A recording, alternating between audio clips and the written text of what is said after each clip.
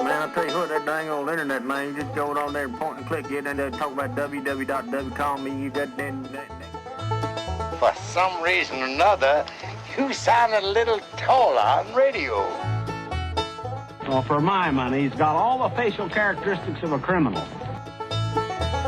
Now, here's your host, that gravy sopping, crappie flopping, stump jumping, Bible thumping, gun toting, mater growing son of a gun, the backwoods Baptist himself, Pastor Harold Smith. Welcome to the Backwoods Baptist Podcast, coming to you live from Southwest Arkansas in the kitchen, Bruce Short's house. I've sat here a few times and visited with you. It's always been good.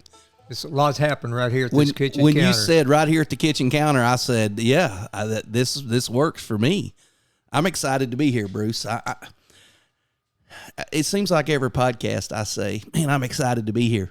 But I am. Anytime I get to sit down one-on-one with a friend that I have a lot of respect and admiration for and talk about the things of God for an hour or so, I'm excited. I mean, I just look forward to it. And you and I have already spent some time together today. Why don't we just start before we talk about what all happened today and this and that? Do you remember when we first met? Well, not exactly, but it had to be somewhere between 2010, 2011, and 12. It happened around Sovereign Grace. We probably had some mutual acquaintances. Our mutual friend was Kevin Smead. That would be one, and the other mutual thing that we had in common was the meetings that went on at Orville Heath's church, Lakeview Baptist Church in Mena, Arkansas. That's right. That was kind of a common ground for us, along with Kevin. That was probably halfway in between us. Truth be known, that's just about right. That's about right. Yeah. I made friends with you there and got to know you, and you asked me. The first time I really remember us doing anything together, you asked me to come and speak at your men's camp when it was out at Cherry Hill. Yeah. Do you remember that? Oh, yeah. Yeah. And I didn't really know you or anybody in your church, and you're like, yeah, come out here, stay at this camp, preach all night and the next morning, and I really enjoyed that. I mean, for me, that was a good time. There were a lot of really good, gracious men, and it was a good time. And I guess it was good for y'all. Y'all had me again next year. Yeah, it's anytime you can get together with good, godly men, good things happen. Yeah. And, for whatever reason, maybe because I wasn't necessarily raised to be a godly man, when I come to see how lost I was and come to see how little I knew about being a father and a husband, manhood has always been, close to the top of my priorities. That's been a defining characteristic of your ministry, I would say, since I've known you. Yeah. It started, back in the 1991. I know the story, but let's talk about when you got saved. You got saved as an adult. Absolutely. I mean, a lot of people that they got saved at Vacation Bible School when they were 8. Yeah. I've heard you talk about, you don't have to share your full salvation experience, but you came to the Lord, I wouldn't say later in life, but as a mature adult, and then you hit the ministry. I've always said this about you, Bruce. I'm like, I hope at Bruce's age I have half the energy Bruce has. I'll be impressed. But you have just been the guy that goes and goes and goes and goes. And when people say things to me like, Harold, you're too busy. You're working all the time. You need to slow down. I look at Bruce Short and I'm like, no, I'm behind. I kind of hit the ground behind, and I think that's the way we need to operate. I do too. Yeah. So, it's I think it's worth the people hearing. I share this a lot, and it strikes a chord with lots of people. Wasn't raised in the church. Yeah. I had a great mom and daddy. They stayed married until my dad died in 1971. My mom never remarried, never went to church, never went to anything with them spiritually. The most I can remember spiritually happening in our house, when I came home from the hospital, I didn't know what a blessing it was. I came home to two sets of parents. My daddy's mom and dad lived in the same house with us from the time I came home until they died. My grandpa in 1981. No, he was 81. My grandpa, I was probably 6 or 7, so I had two daddies. I had two mamas. But anyway, I can remember my grandma on my dad's side. I can remember her sitting in her rocker with those long dresses that they wore with her Bible open. Don't ever remember her talking to me about it or anything like that. So I wasn't raised up in church. So when I was in the 5th grade, my 5th grade preacher, teacher, a school teacher, came, who was kind of a neighbor, invited me to a revival and came and picked me up at a Primitive Baptist Church. And a guy by the name of Ray Carpenter, who moved from Montgomery County, Arkansas, and finished his time preaching up in Indiana, he preached the message. Well, it was hellfire and brimstone. Yeah. But we were told at that meeting that you can say a prayer and you can believe on the Lord Jesus Christ and repent of your sins and be saved. And so one night of that revival at my house, my mama and daddy are in bed asleep. I'm there by myself. I got out of the bed, and as sincere as a 11 or 12-year-old can be, scared too, I said a prayer the best I could tell what they told me to do to be saved. Well, nothing changed in my life. I was just a normal teenager. Probably would have been worse than I was, but I was scared of my daddy. When I was 17, I started dating my wife, who I'm married to today, and at that church, they said you need to get baptized. So I said a prayer 11 and 12. Nothing changed in my life. No background. Got baptized when I was 17, finished high school, went off to college, got married, went in the Army. My wife she went to church in the womb. Yeah. So she was raised in the church. And so we were in the Army, and some things happened in the military, and we decided not to stay. And so we came back to Arkansas. Well, in the process of making those decisions, we started going to chapel at the base at Fort Carson, Colorado. We began to kind of seek the Lord. Right. So we moved to Murfreesboro and opened a Napa auto parts store. That's another old story. Borrowed all the money I could borrow and borrowed $10,000 from my dad and put in a Napa auto parts store in a town that we didn't know anybody. But there was a preacher there that just wouldn't leave us alone.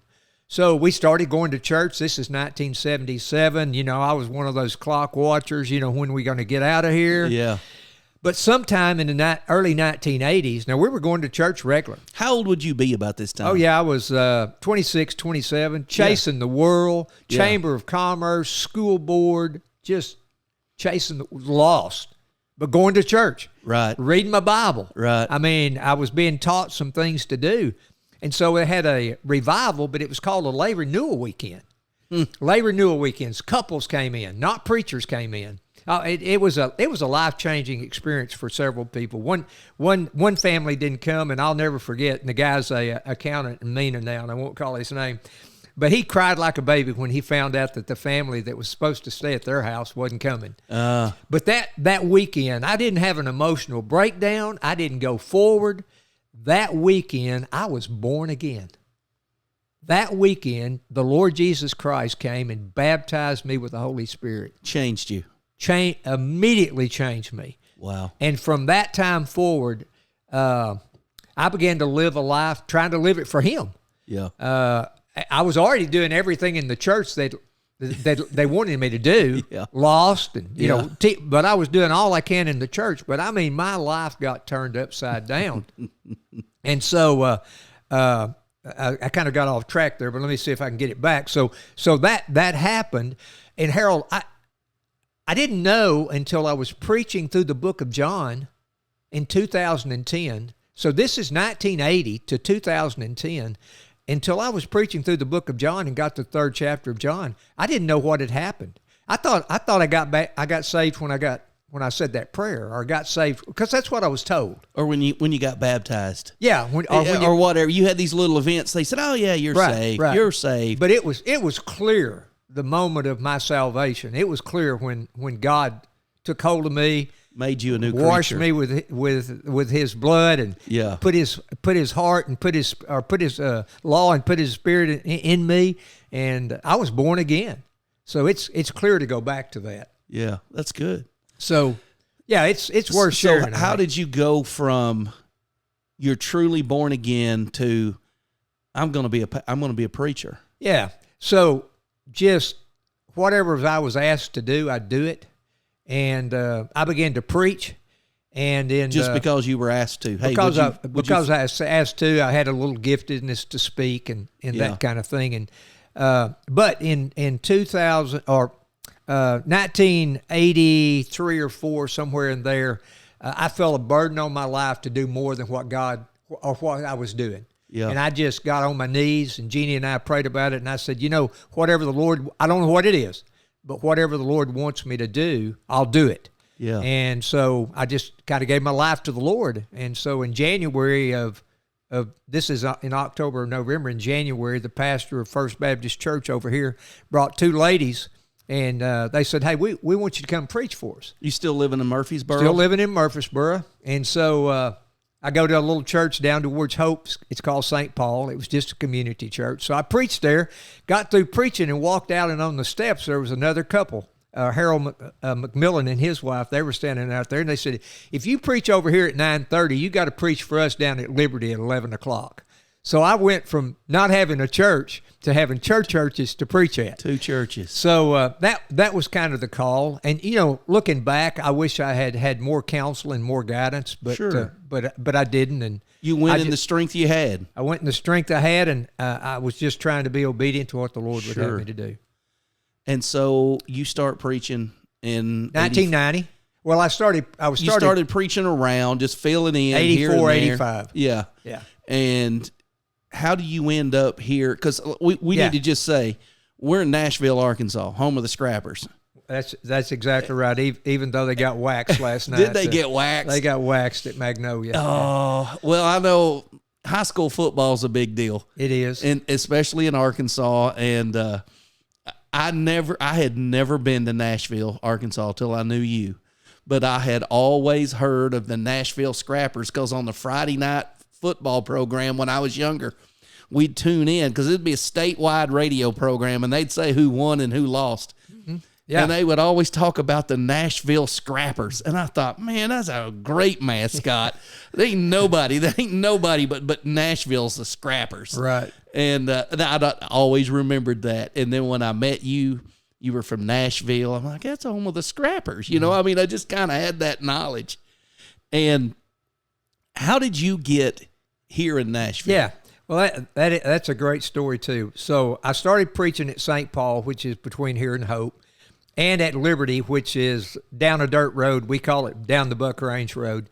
It's a church down there, and when you get to the church, you're not at the end of the road yet, but right past the church is a cemetery. When you get to the cemetery, you're at the end of the road.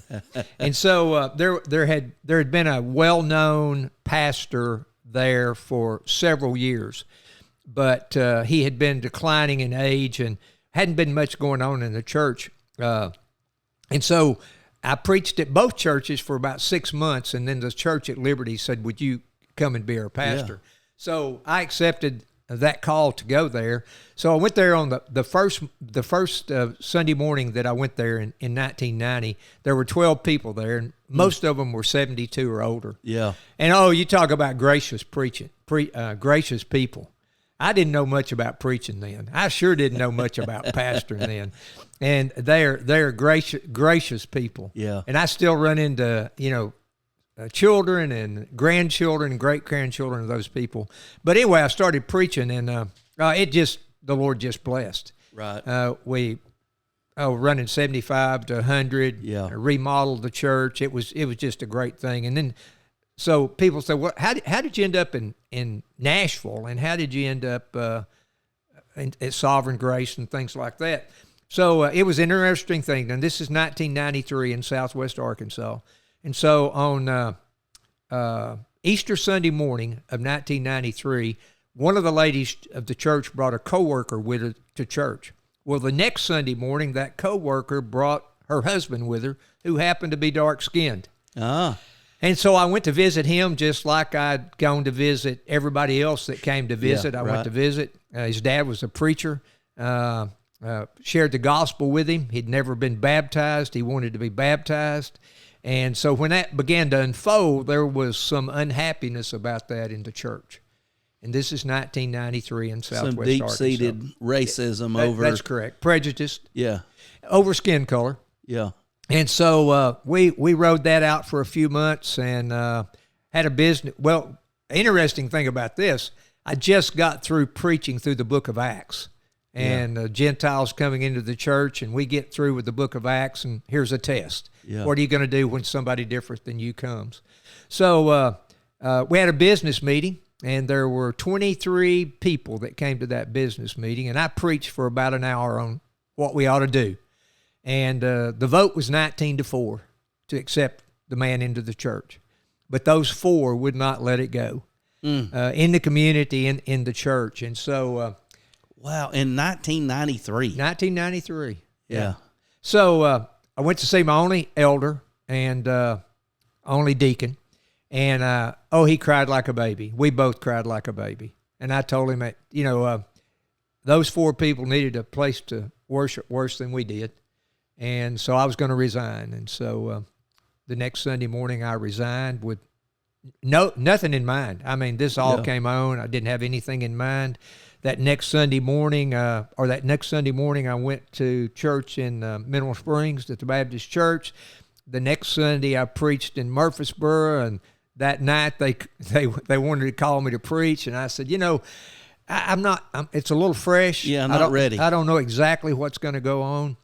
So, not many weeks after that, 2 or 3 weeks, we had a Bible study at that couple's house in Saratoga, Arkansas.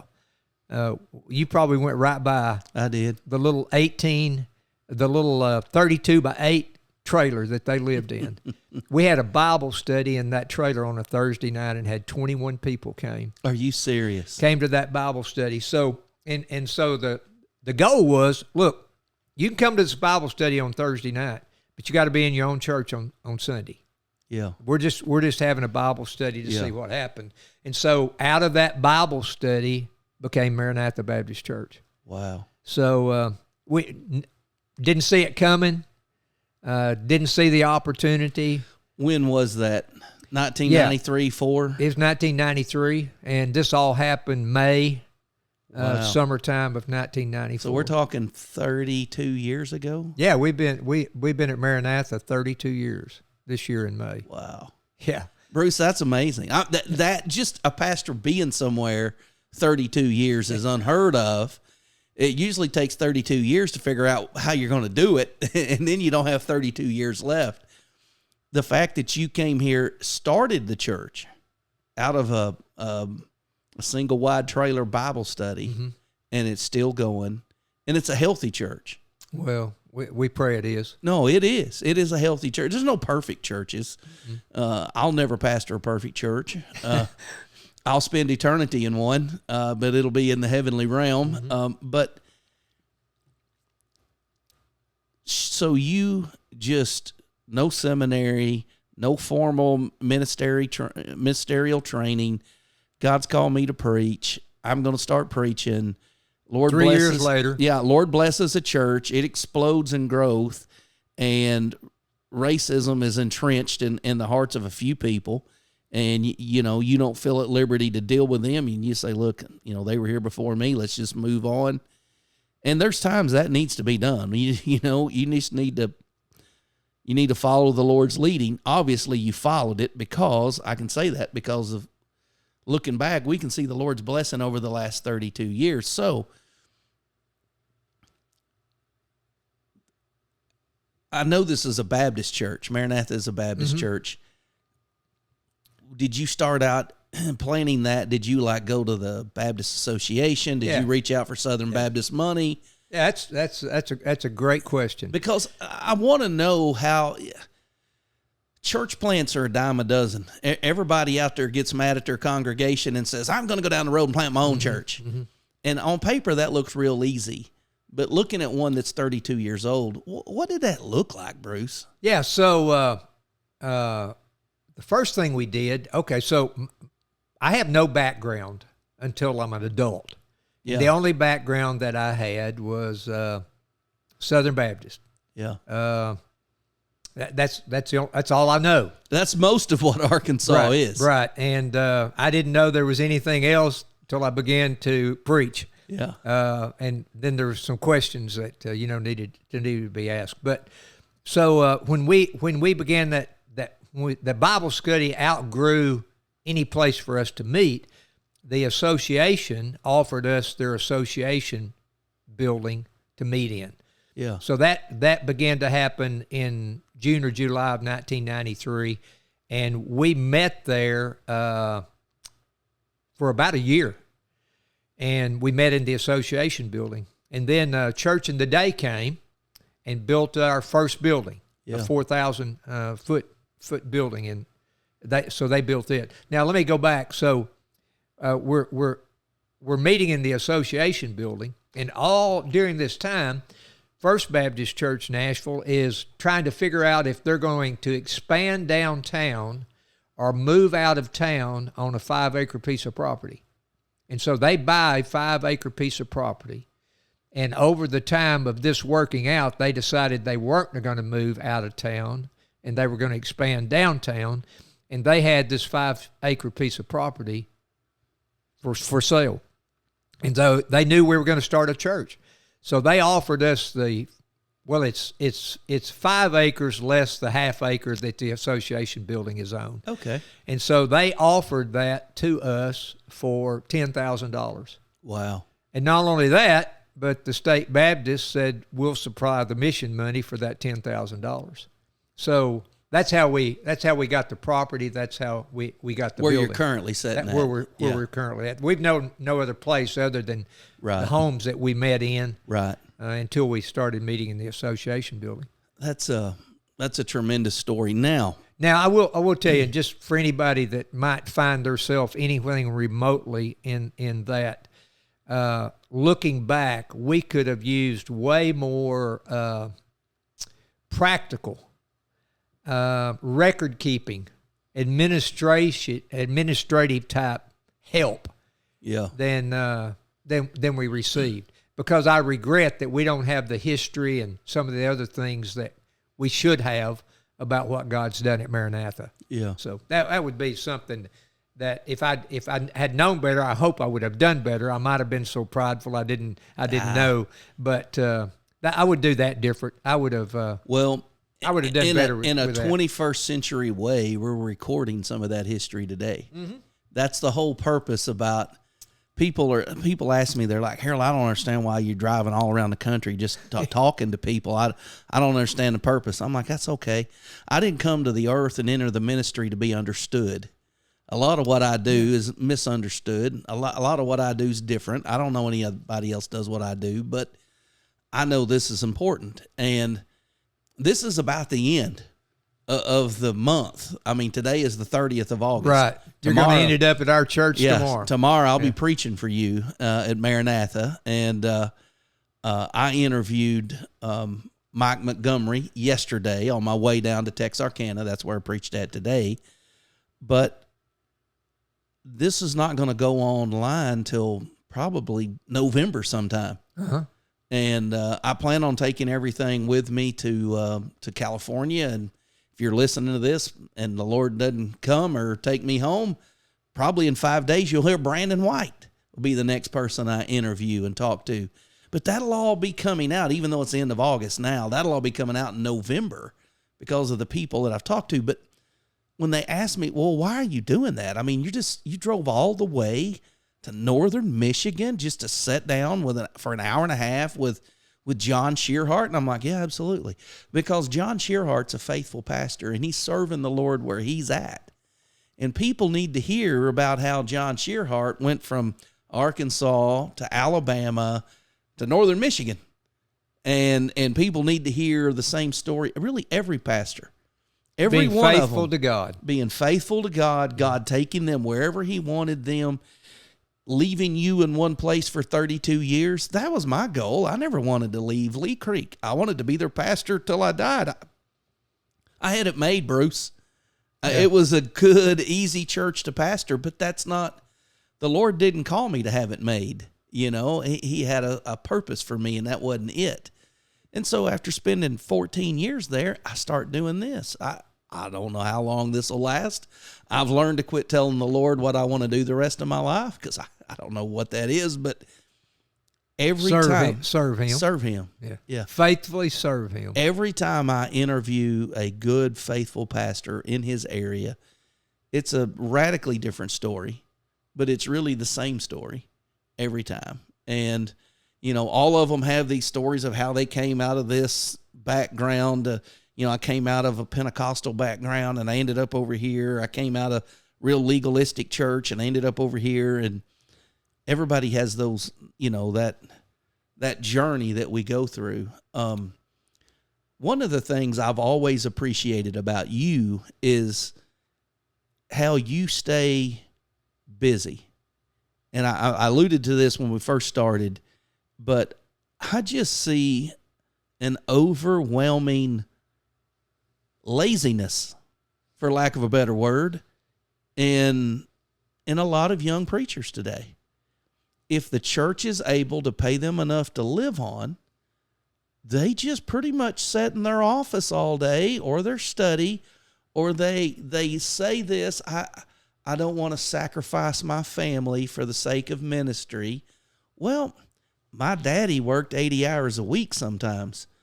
I didn't say he sacrificed his family to make a living. That's just making a living.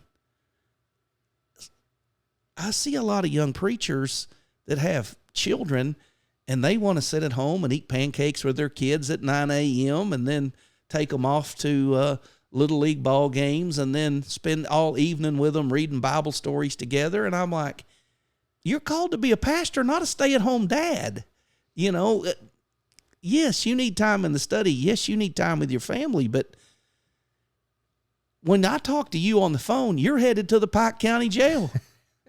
That's the only time I got time to call you. I know, but that's because you're busy, Bruce. Yeah. You're not at the golf course all day long. It's been a minute. There was not a bass boat sitting out here, and I'm not against bass boats, and I think golf's of the devil, but I don't play. I never played golf, but a lot of pastors are defined by their hobbies. If that's the case, your hobby's preaching and ministering to people. Because we're in the people business. Soul business. Yes. That drives me. Everybody's got a soul that's going to spend an eternity in one or two places. Yeah. Just today, we had a funeral at our church, and it was packed. When I came by there, we host lots of funerals. And what I mean is we just make our facilities available. Our sound guys are there this morning. Two of the leaders in our church were there to meet whatever needs the people may have. And we have lots of funerals. And almost every dark-skinned Latino person, dark-skinned and Latino person in the county has been in our church to a funeral. Yeah. Because we make it available, which we'd love to do. But what I was going to tell you, so this young lady's been married 30 years, so she's 34 years of age. So 20 years ago, she's coming around the church. And so I go by the funeral on the way back from the preaching conference, and the funeral is just getting over, and I hear somebody say, Brother Bruce. So she walks up, and she grabs me by the shoulders, and she said, do you know who I am?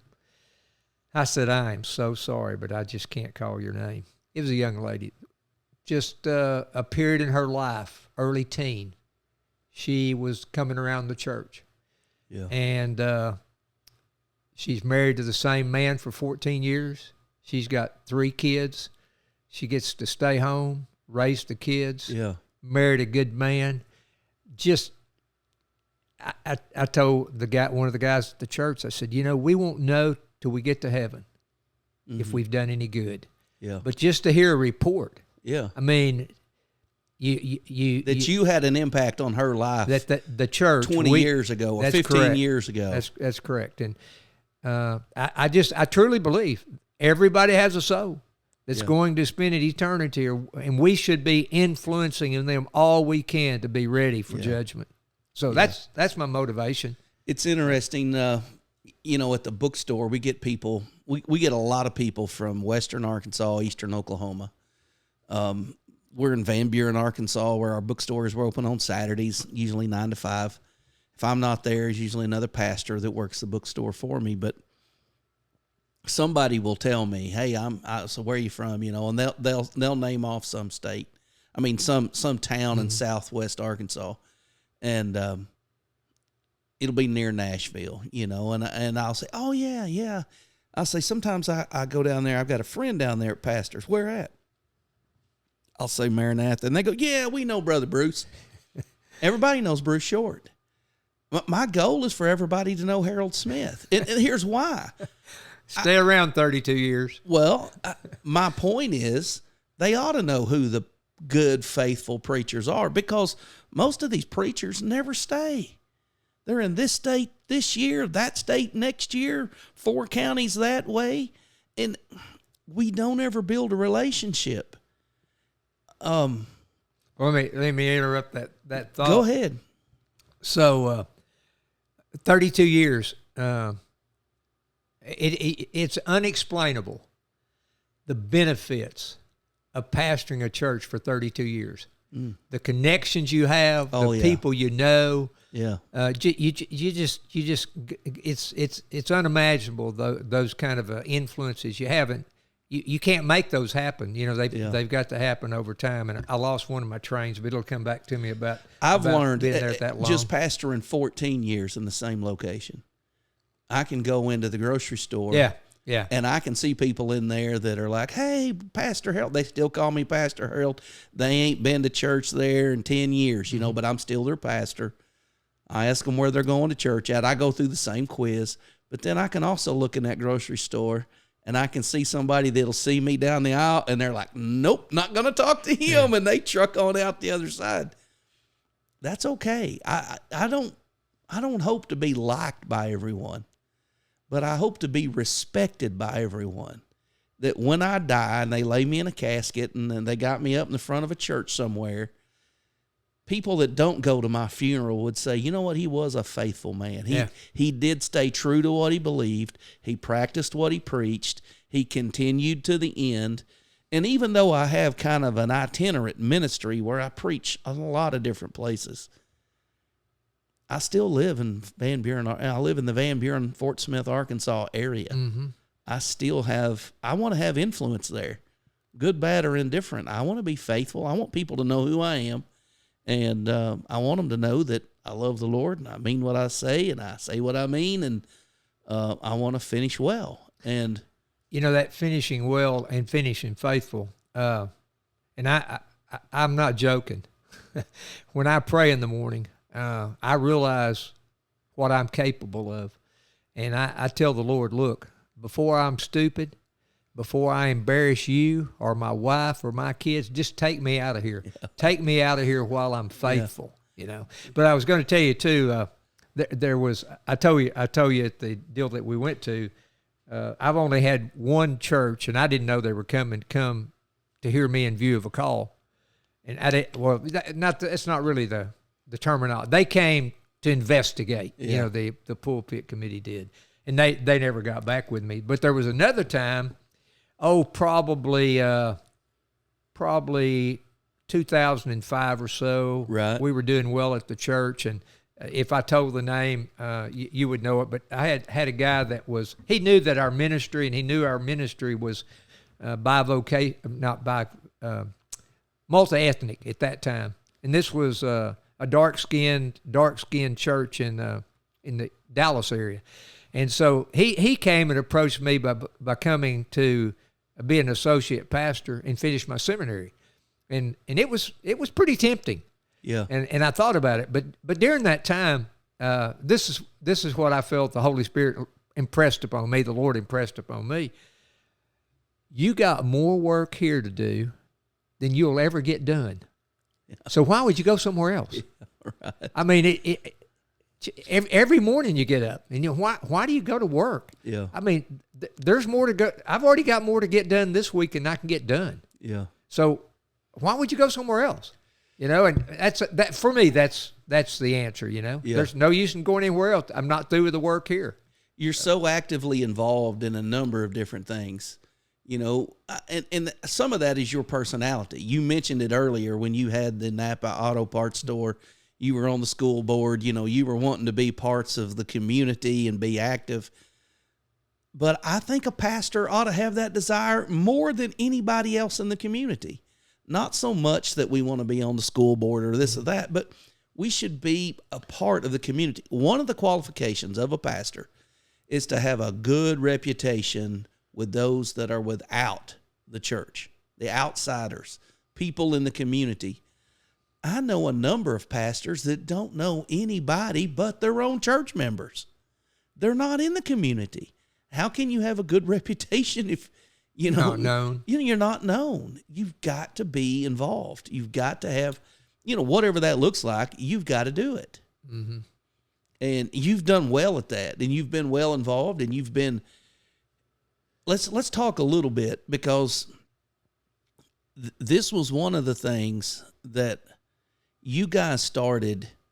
I think you call them Sovereign Grace Fellowship. That's what we call them. Mm-hmm. Okay. And y'all meet on every fifth Saturday somewhere at a church in Southwest Arkansas. And one of the pastors' churches represented here in this fellowship, every fifth Saturday you have a meeting there. You have two preachers. You assign them complementing topics. You have a meal, fellowship meal. Then you have a little Q&A afterwards. Mm-hmm. I say I hate it, but I love it. I hate it because you force me to preach on things that I would never preach on. One time, you asked me to preach on biblical evangelism. That turned into a little booklet, which you have a copy laying there. One time you asked... I want it signed, by the way.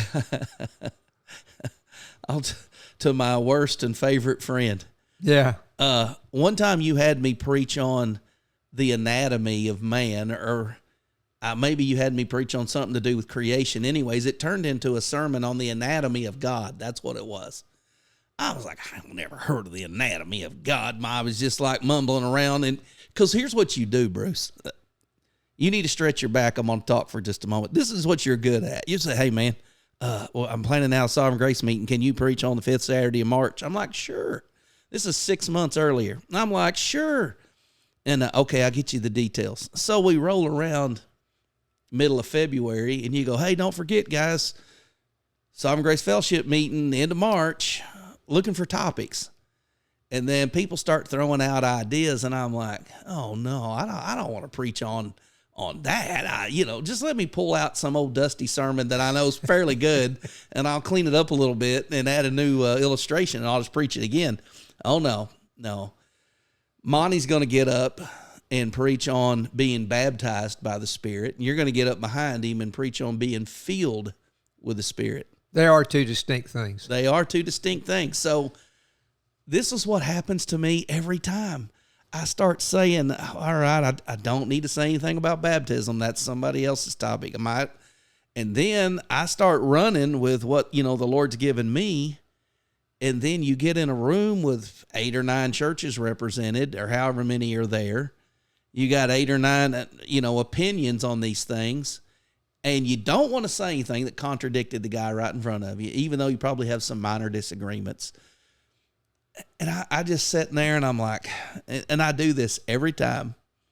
I say, I'm just going to have to tell Bruce I can't preach in these meetings anymore. I'm just no good going behind somebody. I feel awful. I mean, Monty's up here preaching on being baptized, and I don't know how I'm going to work around this little issue, and I don't know how I'm going to work around that. And then I get up there, and God just opens everything up, smooths everything out, enables me to preach, and I get done, and I go, man, this is great. I'm going to preach on being filled with the Spirit anytime I get the chance from now on. Now I've got this clear understanding. God's given me all this help, and it always turns out that way. I dread it. I hate it. I don't like being assigned and preaching with somebody I don't know well, and then all of a sudden,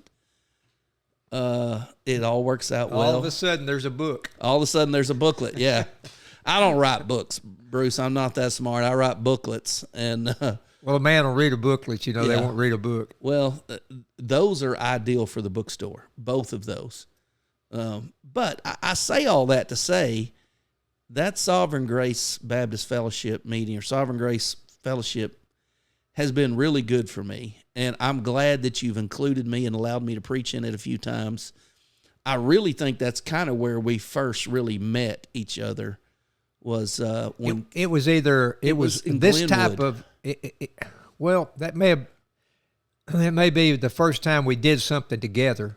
Yeah. You came to that, but I kind of think we may have ended up at James's conference at Lakeview. I think that might have been right. The first time that we actually met, shook hands, and those kind of things. You know, I think you're right because I interviewed Terry Basham, who used to pastor out at Lawton, and I met him at the same meeting, and he didn't remember it. He's like, I don't remember meeting you there.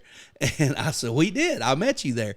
I think there was a conference of some kind when James was pastor there. They had every year they'd have a march or some type. Yeah. They'd have a 2 or 3 day, Thursday, Yeah, Friday, that's Saturday right. deal. I think that's right. You were there and I was there and we met. And Well, let me tell you, so this, when we came to the Doctrines of Grace, 2009, 2010, there was a group of men. Kevin was in on it. Steve Satterfield was in on it.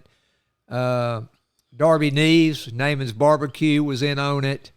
And we met we called it the Man Cave. One of the guys from the church, his brother-in-law's got a indoor arena. oh yeah. And that indoor arena has a nice meeting room in it.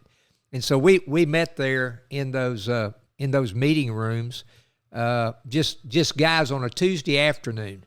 And so out of that, we began to think about how could we do a little more than Tuesday afternoons. Yeah. So out of that and being familiar with conferences and things, we decided to do a fifth Saturday deal. Yeah. And so I went back, and we've been doing that since. So I met Kevin Smead in Mobile, Alabama at an expositors conference. Wow. I walked into Mobile, Alabama to Steve Lawson was pastoring there, and he had R.C. Sproul that year. And, What year was that? I don't know, 8, 9, 10? probably 10. Yeah. That was when I discovered Sermon Audio. They had a booth set up. The founder of Sermon Audio was signing people up. That's when I found out about Chapel Library. So what happened was Talking about two great groups. ministry, yeah. Woo, So wow. what happened was I was trying to find a group to fit into. I had discovered the Doctrines of Grace, and I had looked behind the curtain in the Southern Baptist Convention, and I didn't like the way the sausage was being made. And our church, when I came there, they had left. The interim pastor had helped them get back in the convention, or I didn't help them, encouraged them to get back in, signed them, got them sending money again. As soon as I came along, they were like, we didn't want to do this in the first place. So they quit the convention. So I just didn't have any connections to the Southern Baptist. I grew up in the Southern Baptist Church from the 7th grade on, but I just didn't, I just didn't think that was the way you did missions. So I went out to Murfreesboro, Tennessee, and looked at the Sword of the Lord. I went to one of their conferences because I didn't know nothing about them. I didn't know anything. I was just an idiot, still am for the most part. But I was looking for some group to say, yeah, these are my guys. And I went to the Sword of the Lord men's conference in Murfreesboro, Tennessee. And I thought, these guys are just a bunch of legalists. I don't want nothing to do with these guys. I came back home down in the dumps, and somebody said, well, go down to the Expositors Conference and hear R.C. Sproul and Steve Lawson take turns preaching. I went down there, and I was discouraged. I thought, these are not my guys. And so I walked in. The guy sitting in front of me, it was him and his wife and his son. And I said, hi, how are y'all doing? Good, how are you? My name's Kevin, I'm Harold. We shook hands. They sat in front of me for the whole meeting. Didn't say I'm from Glenwood. I didn't say I'm from Van Buren, none of that. So I had a family in the church. This is a long story, but this is a good story, Bruce. I had a family in the church that used to volunteer at Ligonier Ministries. She used to do sign language for RC when he preached. And she said, hey, when you get down there, you tell RC we said hello. Her husband used to run the sound for him at the church. She used to do sign language. They volunteered at Ligonier stuffing books and mailing stuff out. And so I couldn't get within 10 foot of R.C. Sproul. I mean, all the super preachers were kept behind a roped off area. They ate in a roped off area overlooking the rest of us. And I thought, these men don't smell like sheep. You know, they're over there in this little exclusive area. Well, I'm walking down the hallway in the basement, which is their fellowship hall, but I'm downstairs at the church, walking down the hallway. The hallway's got a 90-degree turn. I rounded the corner, and the entourage of R.C. didn't see me in time to clear me out of the way for him. And next thing I know, I'm just as close. I'm Harold Smith. I'm as close to me and you. And I said, Dr. Sproul, my name's Harold Smith. I'll pastor some people that were former members of your church. He said, oh, yeah, who's that? And I told him, and I reminded him that, you know, she did sign language. They worked at Ligonier. He said, sweet people. Just pushed me aside and walked right by me. I thought, well, I would like to say, hey, yeah, how are they doing? Are they still making spiritual progress? Or, you know, I hate that they're in a Baptist church now. I mean, I would have said something. He just didn't have time for me. So that ain't what bothered me.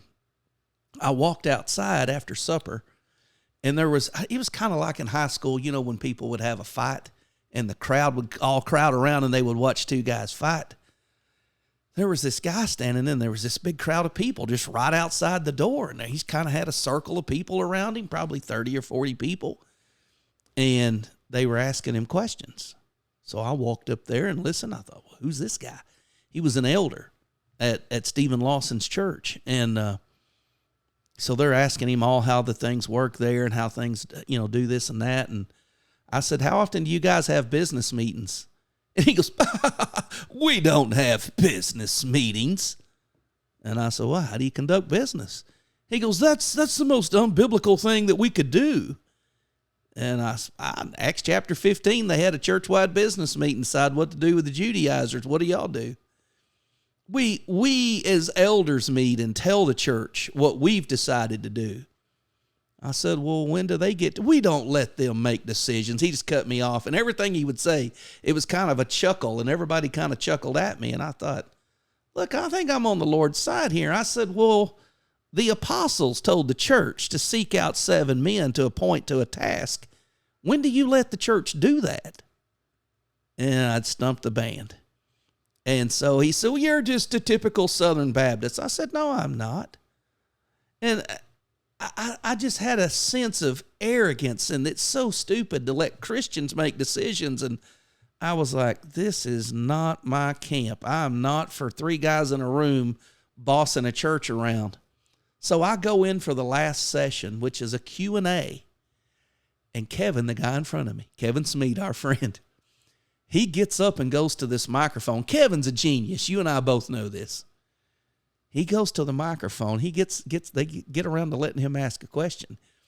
And I'm not going to get this right. And Kevin could tell it. But he said, Dr. Sproul, in your book on page 241, you know, it's like this, paragraph 7, you said blah, blah, blah, blah, blah. On your other book, page 135, in the section on this, you said blah, blah, blah, blah, blah. How do you reconcile those 2 statements with the Bible verse of blah, blah, blah, blah, blah, blah, blah? And I mean, Sproul turned as red as a candied apple.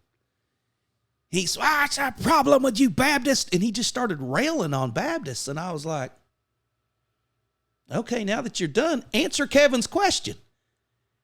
And he just railed and never answered. And so when he got done railing, Kevin said, Dr. Sproul, I'm not trying to be argumentative. I'm trying to wrestle these things out myself and reconcile them.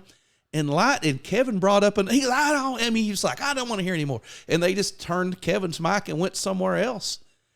Kevin walked back and sat down in the chair in front of me. He had waited this whole conference to get to ask Sproul this question, got no answer.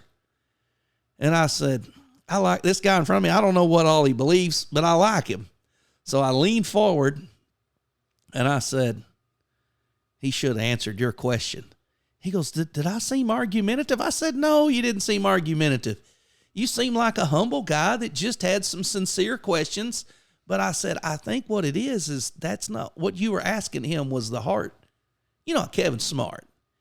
And I said, I think what you were asking him was the heart of the difference between Presbyterian and Baptist. I think you got to that. Mm. And he said, well, I didn't want to come across as a jerk. I said, you're not a jerk. I said, where do you pastor at? He said, Glenwood, Arkansas. I said, well, I'm from Arkansas. Joe Walden, another mutual friend of ours, pastors in Van Buren. Kevin had actually came to Van Buren 5 miles from my house. Preached for Joe. We knew we hit it off. We exchanged phone numbers. And he said, look, we're meeting once a month with a group of guys. We're reading books together and getting together and talking about them. And you ought to start something like that in your area. And just instead of trying to find a group like this or some other group that you fit in, he said, just go start your own. So based upon what y'all were doing before I ever knew you, I went back to Van Buren and I knew 3 guys that believed loosely like me. I called them up and I said, let's meet for coffee once a month. You remember what year that was? Probably 2010 or 11, somewhere in there. And we started doing that. And then I knew instantly, I said, we need to have a conference. So one of the guys said, let's all get our churches to kick in and we'll bring in Vody Bauckham and Paul Washer and I forgot some other big name guy he had. And he said, we'll bring them in. We'll rent the Civic Center in Fort Smith. And he was talking like some kind of mega conference. And I was like, no, let's just get together and all take turns preaching. And he's like, nobody will come for that. And I was like, well, our churches will come. And nobody wanted to do it. That was a dumb idea. So I was like, well, I just couldn't shake it. And so I went to the guy that had the largest church out. I think by this time we were up to 10 or 11 churches represented in our group. Went to the guy who had the largest church. I said, hey, let's have a conference here. You can pick the preachers. Let's just invite all the preachers we know like us in Arkansas and Oklahoma. I don't think my church would go for that. I don't think that's a good idea. Our church had gone through a split. We were only running like 25 people. And I thought, I was working a part-time job. And I was saving all that money I was making to use for ministry. And I said, I'm going to start the conference. I'll do it myself. We're going to have it here, and I'm going to pay for it. And that's what I did. And we did that for 11 or 12 years. I think 11 years. We called it Preachers of Grace. You've been to a few of them. Yeah. You've preached in some. When we quit doing that, we had like over 60 preachers. We provided 2 nights motel stay. We met together for 3 days, provided all their meals, and sent everybody home with a stack of free books, new free books. And it was great. We gave people gas cards if they couldn't afford to come.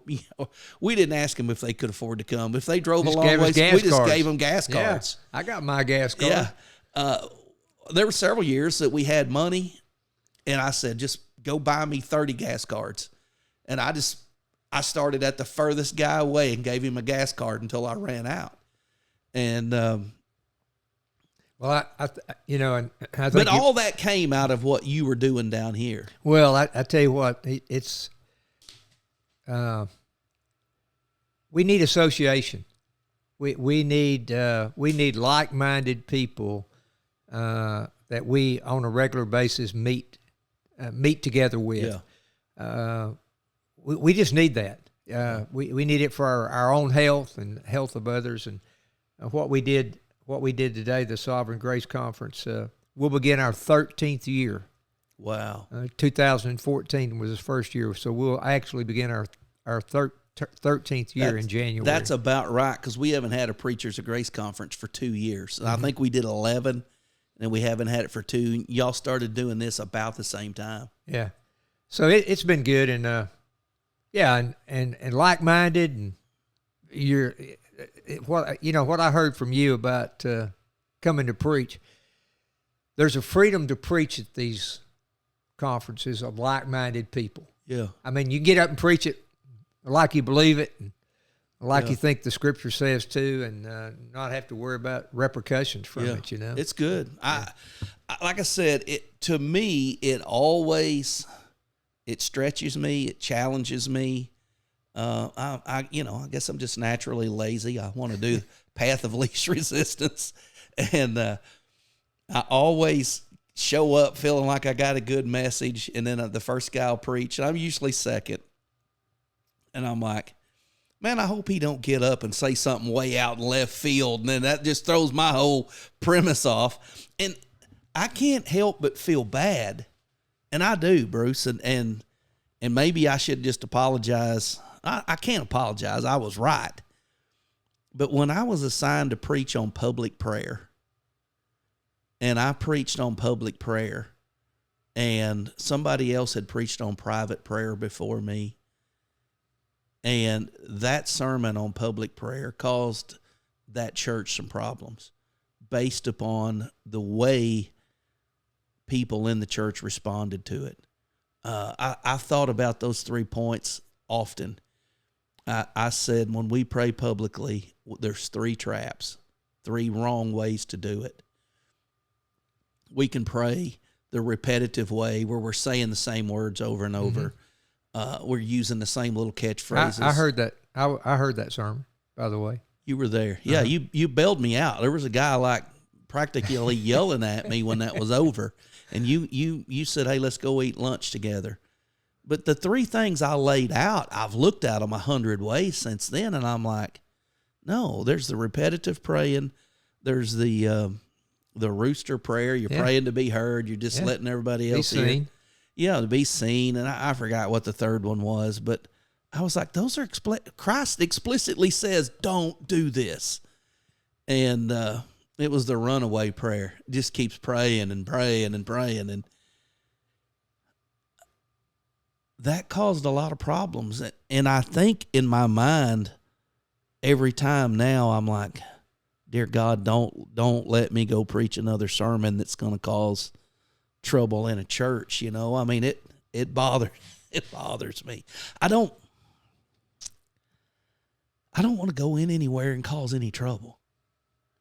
I've got an offensive message already. I'm already telling sinners they're going to hell. I'm already telling church members that if they're not actively seeking to obey the Lord, they're disobedient. I don't need to go in and stir up any undue trouble. And I guess that burden that burden that I carry about all that, I guess it just still weighs on me to this day. Just remember, you cannot possibly please God and man. Yeah. And live at peace. All you can. All you can, if possible. Yeah. And sometimes you go into situations you have no idea that you got into. And I guess it's that unknown that I guess worries me so much. I just don't ever want to be that guy. But in all honesty, other than that time, all these meetings have been good to me. I mean, I've enjoyed every one, even the ones, it's hard for me to make them. I mean, Texarkana is 4 hours from where I live, drive time. Hey, we try to double you up when we get you to come now. Yeah. No, I'm just saying there's a reason why I'm not just sitting. Sure. And I run a bookstore every Saturday. And so I would make more of them. I feel bad if I just come and preach. I would make more of them if they were in my neck of the woods, and could. But it's a pretty good haul. But we had a new guy today. We did. Josh Staggs. Yes. I've known him for a long time. Yeah. I'm glad. We've added some new churches, some new guys, and so I'm encouraged. I am too. Yeah. I've recommended a lot of people to you. Matter of fact, I gave your phone number to a guy just the other day.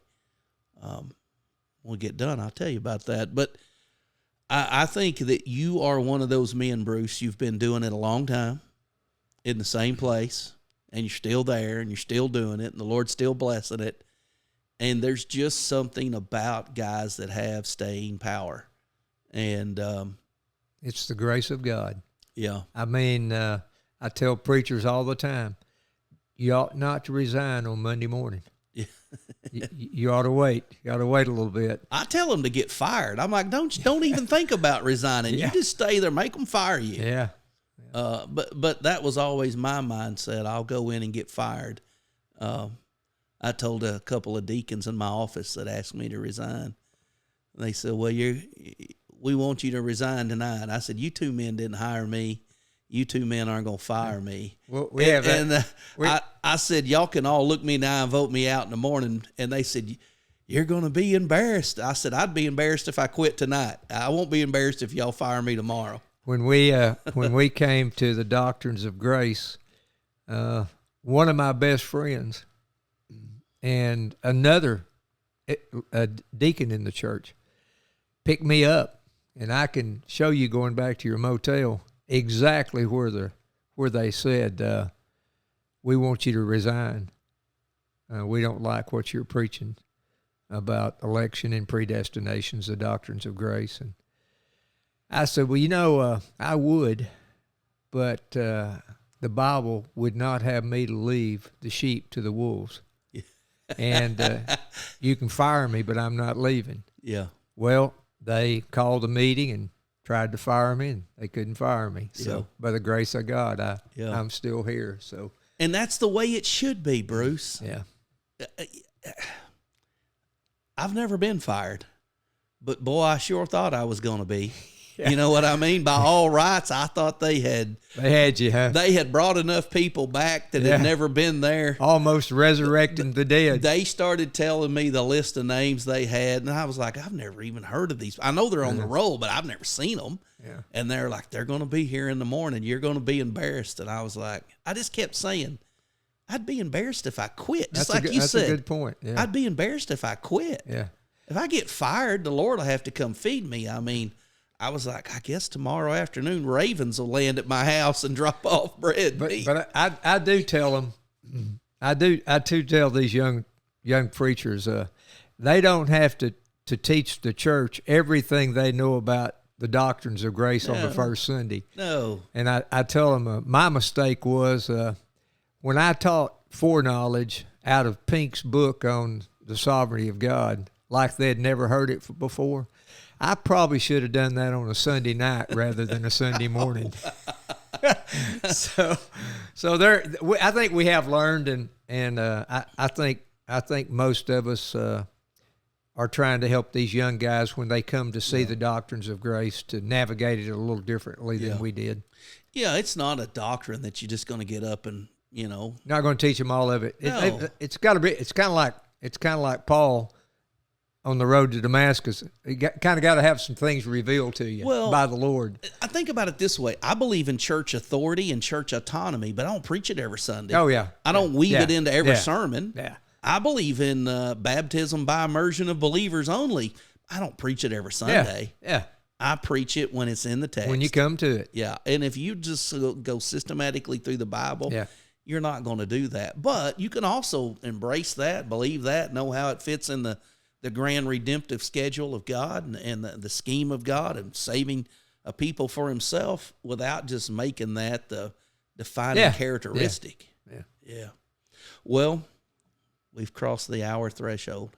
It's been good. It has been good. Is there anything that we hadn't touched on that you'd like to talk about? Is there any thoughts you'd like to share? Well, the only a couple of pressing issues I think that we have. One, we've got a generation of young people in trouble, and I think we as pastors in particular need to help our people navigate. I forgot kind of the conversation. Oh, I know what it was. We did a thing called Authentic Manhood way back, or Robert Lewis did, and it was good. It was good on manhood. But we were talking about doing something like that again, and so that's been 15 years ago. Cell phones were not an issue 15 years ago. No, they weren't. And now cell phones are the babysitter for many of our children. And it's not going to work out well. So that's something that I think we ought to all be prayerful about, concerned about our children. And the other thing is I'm fearful that there are many pastors that do not know actually how a person is saved. And so we I think you're right. we have a Southern Baptist, an easy believism salvation or evangelism method that I believe makes many twice a child of hell. Yeah. It scares me to death when somebody makes a profession of faith that they make a profession of faith that may not be saved. I do truly worry about them never being saved, never being convicted again. So I think we've got. I have some things in my last days, helping parents navigate the time that we're in, and being sure that, for example, at the jail. I could get lots of men to say a prayer in the jail. Sure. But I think I would be doing them a great disservice to do that. Yes, absolutely. I think it's my duty to present the gospel that they're sinners. Yeah. They need a Savior. They need a sacrifice. Christ is that. They need to repent.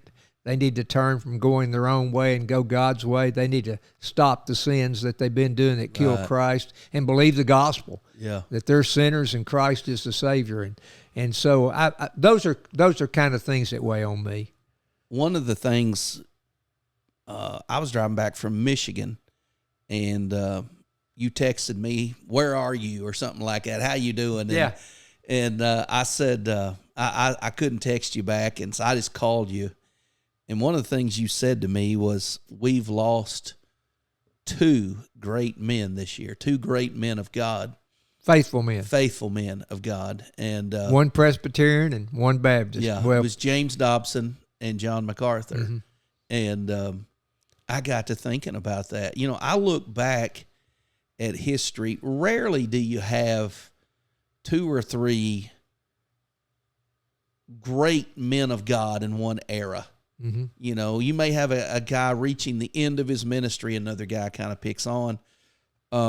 These guys were 86 and 89. Yeah.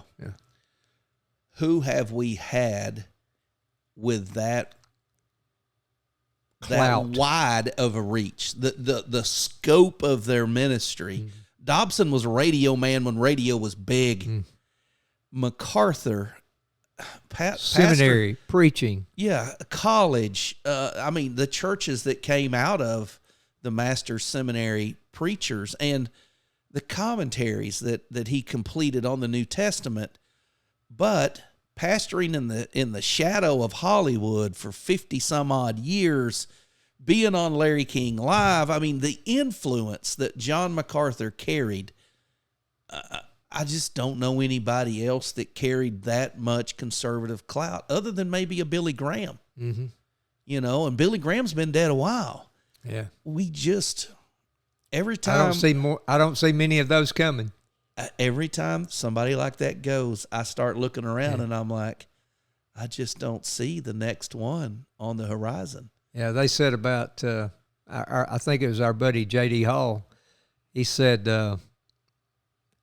when James Dobson called, the president took the call. Yeah, he had that kind of clout with people. And he wasn't a politician. No. But he was a family man, and he was a man of God. But anyway, thank you, Harold, for having me. Thanks for coming on. I like I said in the beginning, if any of you young guys still have the energy of a Bruce Short in your 70s, you ought to thank the Lord for health and vitality. And look, Bruce, you didn't say this, but I will. You don't have this energy because God just gives it to you. You're not a hummingbird. You get up every morning, you walk, you stay active, you train your body. You're a disciplined man. And all of us are the beneficiaries of your ministry. Thank you. I give God the glory. Thank you, Harold. You're still listening. You're probably a backwoods Baptist too. See you somewhere in the backwoods.